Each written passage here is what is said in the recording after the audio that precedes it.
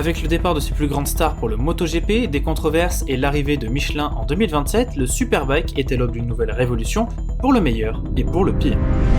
Vous l'avez sûrement déjà vu passer, Toprak Razgatlioglu, double champion Superbike en titre et deuxième pilote au plus grand palmarès de la discipline, va rejoindre en 2026 le MotoGP avec Yamaha Pramac. Seulement, il pourrait bien ne pas être le seul, puisque son plus grand rival actuel, Nicolo Bulega, serait lui aussi en passe de rejoindre Ducati en catégorie Rennes pour la saison 2027, selon les mots de Mauro Gracili lui-même, directeur sportif de Ducati. Le tout alors qu'Alvaro Bautista ne serait probablement pas conservé par la marque et Jonathan Rea sur le point de prendre sa retraite après une sérieuse blessure. C'est bien simple, les anciennes stars du Superbike ainsi que ceux qui étaient censés leur succéder pourraient bien être toutes sur le départ. Pour le MotoGP, ces arrivées sont assez logiques, car faire venir des pilotes de Superbike, c'est aussi faire venir des pilotes habitués à travailler sur un pneu Pirelli, le manufacturier italien succédant à Michelin en 2027 dans la catégorie Rennes. Seulement en Superbike, justement, Michelin échangera sa place avec Pirelli la même année et le Superbike devra se réinventer sans ses plus grands champions. À ce titre, peut-être que certaines écuries tenteront de s'attirer les faveurs de certains pilotes sur le départ en MotoGP,